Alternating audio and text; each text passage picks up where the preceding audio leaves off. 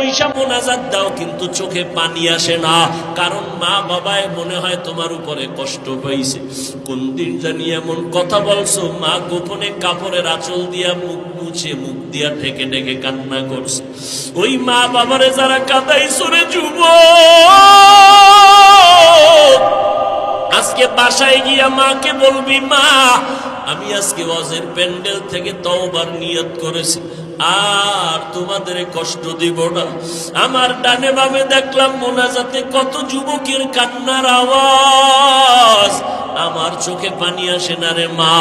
হয়তো গুনার কারণে বুঝি আল্লাহ বেজার হয়ে গেছে, মশারি টানাইয়া ঘুমাই। গুনাহগার হইয়া কবরে গেলে ওই কবরে কই পাবো মশারি? এখানে আমি গরমে ফ্যানের বাতাস লাগায় ঘুমাই, এসির বাতাস লাগায় ঘুমাই। অন্ধকার কবরে যদি গুনাহগার হইয়াই যাই, জাহান্নামের আগুনের গরম সহ্য করার শক্তি নাই। আমার আল্লাহ রাগান্বিত হইয়া গুনাহগারের ব্যাপারে ফেরেশতাকে বলবেন, কবরের মাটিকে বলবেন, ও কবরের মাটি, এই নাফরমান আমার দেওয়া পানি পান করলো, আমি মাওলার দেওয়া সূর্যের আলো চাঁদের আলো ভোগ করলো, আমার দেওয়া মাছ খাইলো, জমিনের ফসল খাইলো, গাছের ফল খাইলো।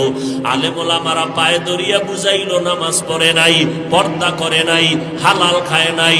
ও কবরের মাটি, এই গুনাহগারকে দুই পার্শ্বের মাটি জোরে জোরে চাপ দাও।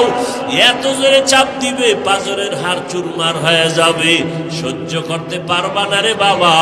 এই চিন্তা করে এক যুবক কান্না করে আর বলে, আল্লাহ মাফ করে দাও।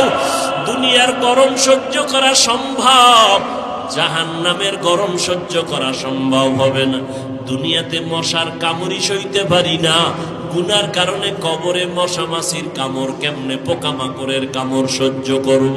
ও আল্লাহ তুমি মাফ করে দাও। কান্না করতে না করতেই আল্লাহর ওয়াদা, এক ফোঁটা চোখের পানি যদি ছেড়ে দাও, পানি ফোঁটাটা গালের নিচে যাওয়ার আগেই আমি তোমার জীবনের গুনাহ মাফ করে দিব। নবীজি হাদিসের মধ্যে বলেন, মাছির মাথা বরাবর এক ফোঁটা চোখের পানি যদি কেউ জাহান্নামের ভয়ে চোখের পানি ছাড়তে পারে, গাভীর গোলান থেকে দুধ বের করে যেমন ভিতরে ঢুকানো সম্ভব না, যার চোখের পানি একবার বের হবে, আল্লাহর নবী বলেন আল্লাহ ওয়াদা করেছেন তাকে জাহান্নামে দেওয়াও সম্ভব না। পাওয়া যাবে 5 ওয়াক্ত নামাজ পড়ে, তাহাজ্জুদ পড়ে, এমন মা নাই? অভাব নাই। আম্মা জানেরা, আপনি কেন পারবেন না? কয়দিন আর দুনিয়ার